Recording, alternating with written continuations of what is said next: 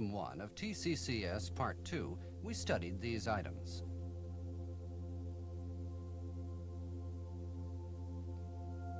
In this volume, using a 4A GE engine mounted on the 1986 Celica as an example, we will learn about inspection of the following circuits.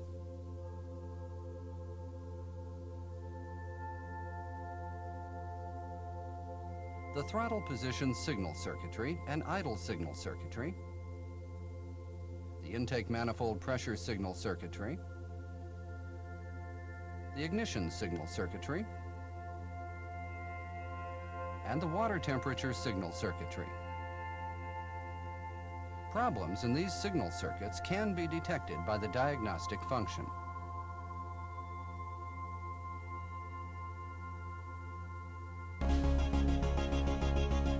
Now we'll see how to check the ignition signal circuitry.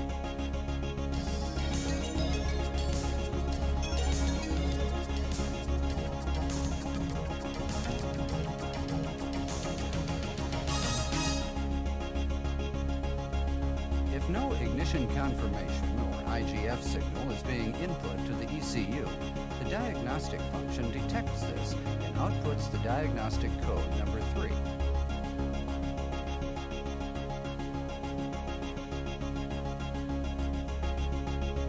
Before we start checking, let's briefly review the operation of the ignition or IGT signal and IGF signal circuitry. The ECU outputs voltage to terminal IGF of the igniter. However, the IGF terminal of the igniter is normally grounded via the transistor A when the ignition switch is on.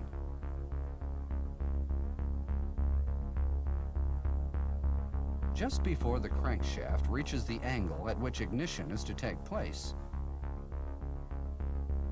the ECU sends IGT signal to the igniter.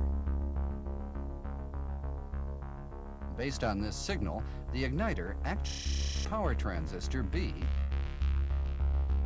causing the current to flow in the primary coil. When the crankshaft rotates to the ignition angle, the ECU stops sending the IGT signal to the igniter. This causes the power transistor B to turn off, halting the flow of current to the primary coil. This in turn generates high voltage in the secondary coil, causing the spark plugs to fire.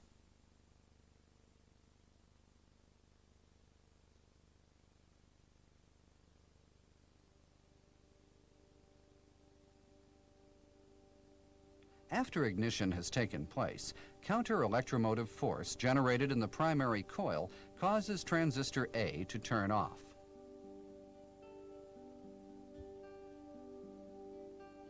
The voltage at terminal IGF of the ECU therefore becomes 5 volts, informing the ECU that ignition has actually taken place.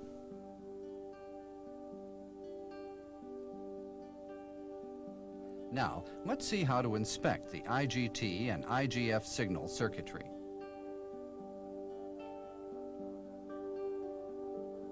First, perform a spark test to see whether the trouble is located in the IGT or the IGF signal circuitry.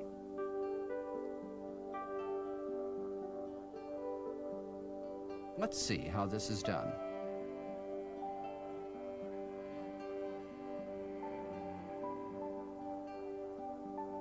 If no spark is produced in this test, we can conclude that there may be a problem in the IGT signal circuitry.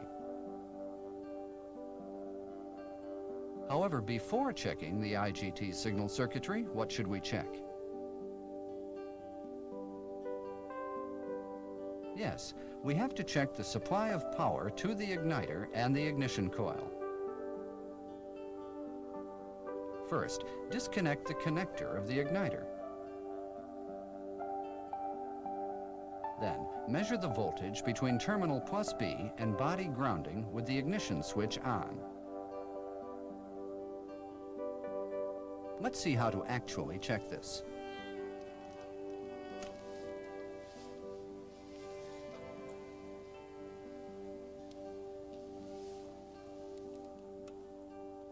If there is no voltage at terminal plus B of the igniter,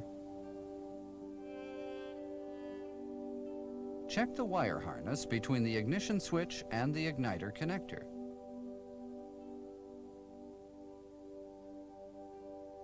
If there is a voltage at terminal plus B,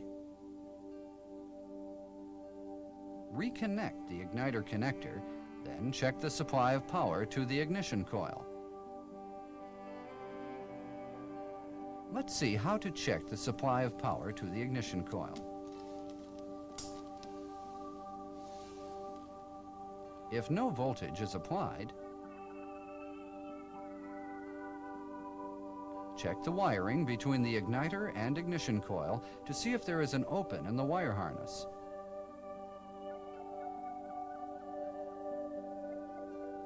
If the wiring is okay, the problem may be in the igniter.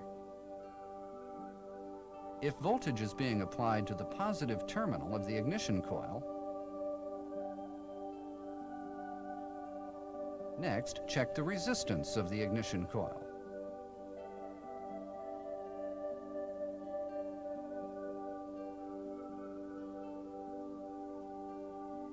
This shows how to check the resistance of the primary coil. And this shows how to check the resistance of the secondary coil.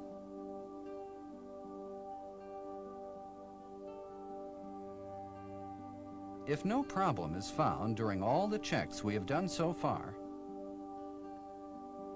measure the voltage between terminals IGT and E1 of the ECU during engine cranking to see if the ECU is outputting the IGT signal.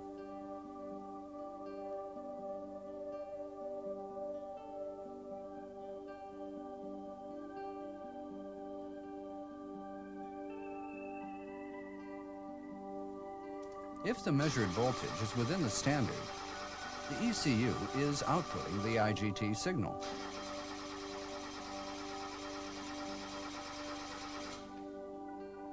Therefore, the trouble may be in the wire harness between the ECU connector and igniter connector.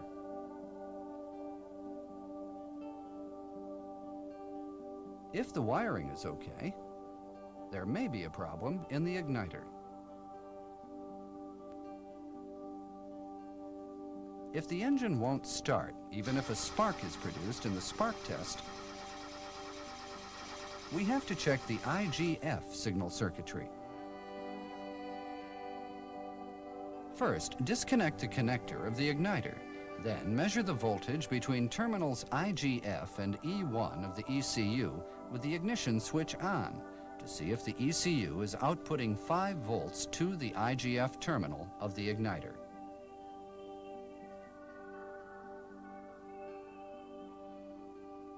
If there is no voltage at terminal IGF, it may be due to a faulty ECU. If 5 volts are found at terminal IGF, connect the connector and measure the voltage between terminals IGF and E1 of the ECU with the engine cranking.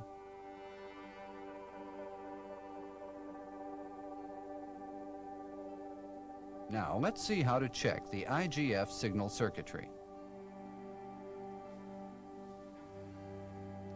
First, disconnect the igniter connector.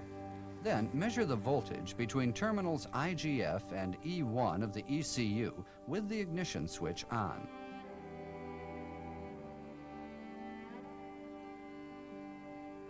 If 5 volts are measured, connect the igniter connector. Then measure the voltage between terminals IGF and E1 of the ECU while the engine is cranking. If the measured voltage is within standard, the IGF circuitry is okay. However, if 5 volts are being applied to the IGF terminal, there may be an open in the IGF wiring.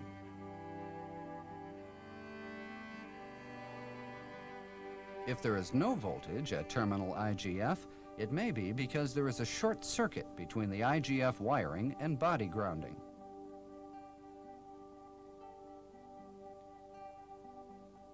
If there is no problem in the wiring, the igniter may be defective.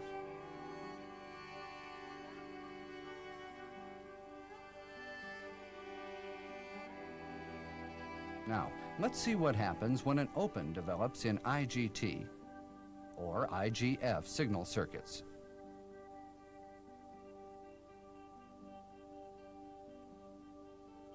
First, we disconnect the service wire connector of the IGT signal wiring and crank the engine.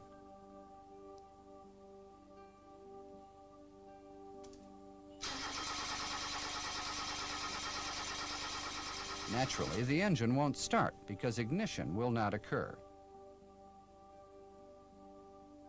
Next, we will reconnect the IGT terminal, then disconnect IGF terminal.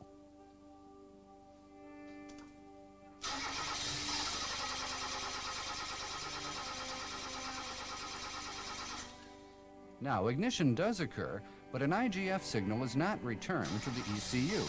Therefore, the ECU stops the injection of fuel and the engine will not start.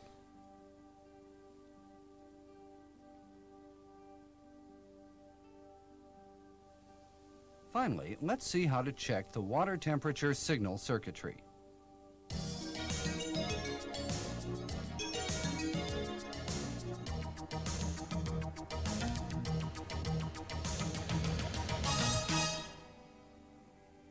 If the check engine lamp indicates diagnostic code number 4, it tells us that there may be an open or short circuit in the water temperature signal circuitry.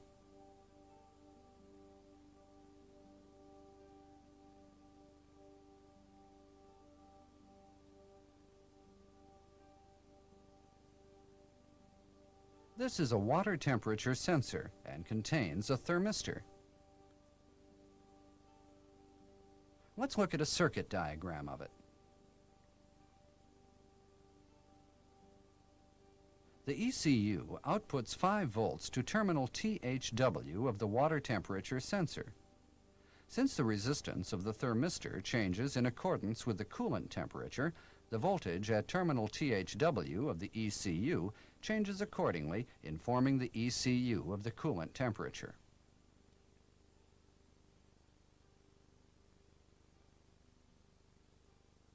Let's start inspection of this circuit by checking the water temperature sensor itself.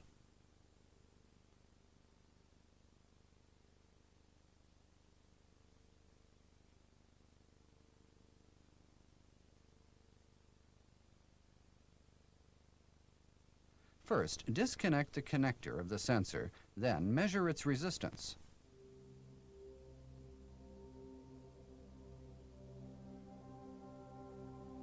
If the measured resistance is within the standard range shown on the chart, the water temperature sensor is okay.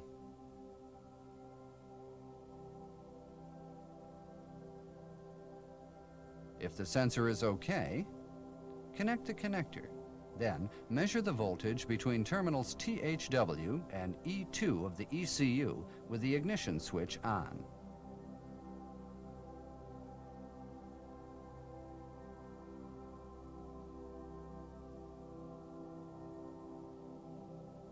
If the voltage reading is neither 0 nor 5 volts, the water temperature signal circuitry is functioning normally. However, if no voltage is found at terminal THW, there may be a short circuit in the wiring. Or it could be due to a defective ECU.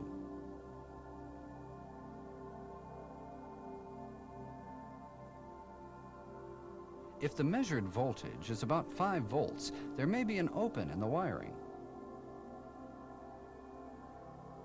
Or the E1 terminal of the ECU is not grounded properly.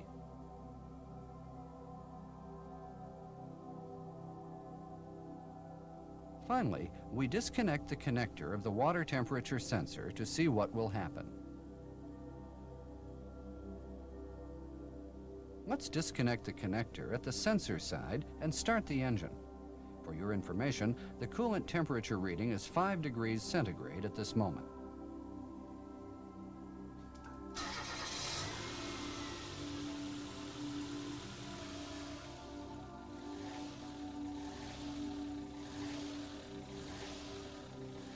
What could be causing this hunting?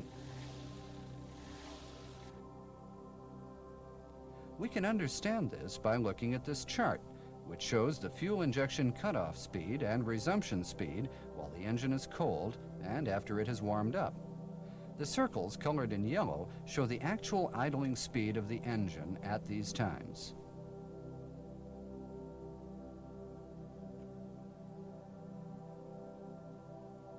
As you can see here, the fuel injection cutoff speed is higher when the engine is cold than when it is warm, because the engine is running at fast idle.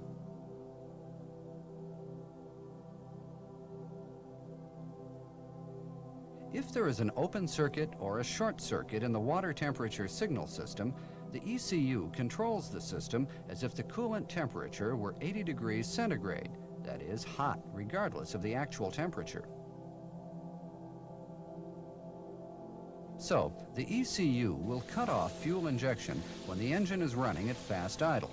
This is why hunting occurs.